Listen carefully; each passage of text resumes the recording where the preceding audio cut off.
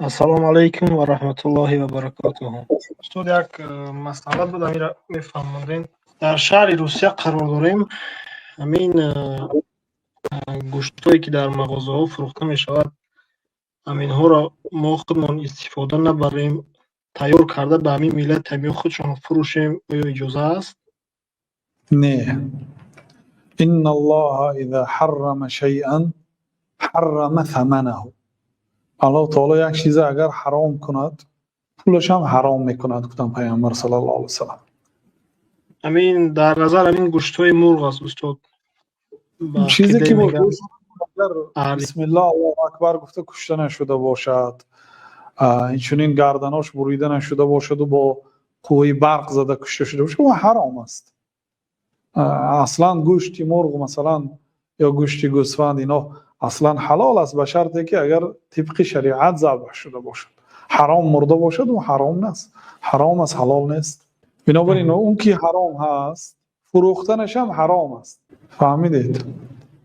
وقتی که پیامبر صلی الله علیه و سلام خود مرده را حرام کردند، بعضی آدم ها آمدند و روغناش گرفتند و آب کردند و فروختند روغن را و گفتند که یا رسول الله این روغن هایش قطعی، مقصد یدهن بها الجلود، پوست ها روغن کرده میشد، یعنی به کریم ها استفاده کرده میشد و کشتی ها انداوه کرده میشد، یعنی برای اینکه آب وارد کشتی نشود.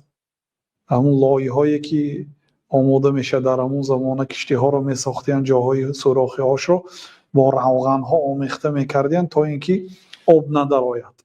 بعد پیامبر صلی الله علیه و سلم میگه ان الله اذا حرم شیئا حرم ثمنه. الله تعالی اگر یک چیز رو حرام گرداند پولش هم حرام میگرداند.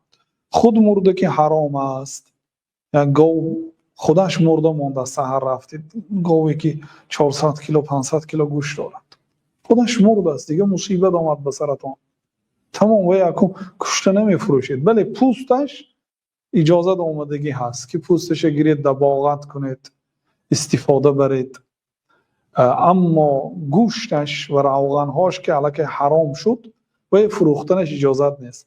حتی به یک آدمی که مثلا سگ دارد و میگه که خود مرده به من فروشید، من به سگ هم میتیم نفروشید. این خیلی چون پیامبر صلی الله علیه و سلم میگه ان الله اذا حرم شیئا حرم ثمنه.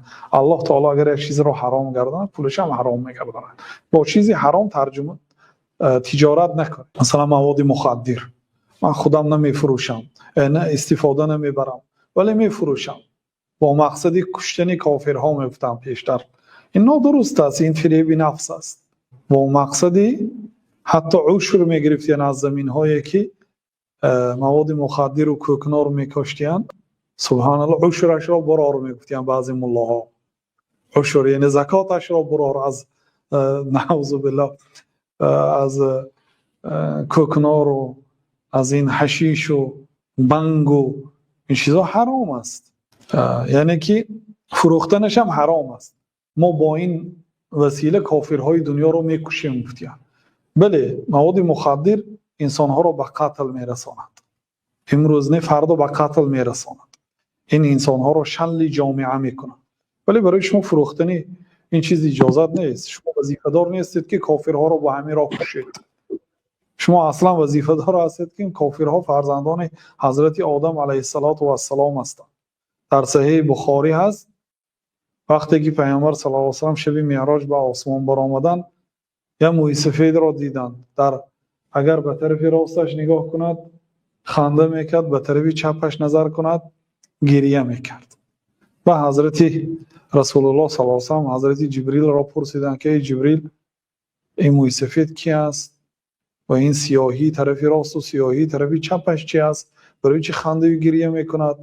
گفتند که موی سفید حضرت آدم علیه السلام ابوالبشر پدر آدمی ذات است. سیاهی طرف راستش یعنی فرزندانش است که آنها جنتی هستند و این طرف نگاه کنه خرسند میشن.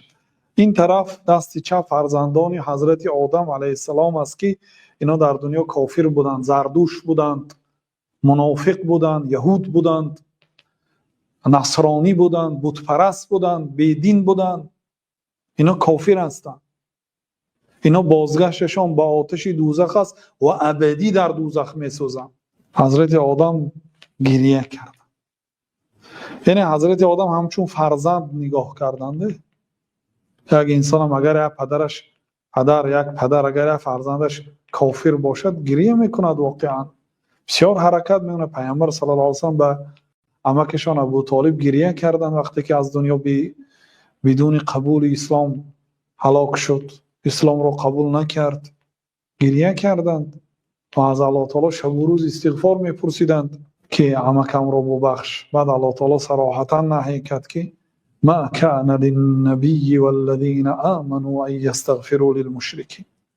برای پیغمبر و برای مؤمنان اجازت نیست که در حق مشرک از الله تعالی استغفار پرسند.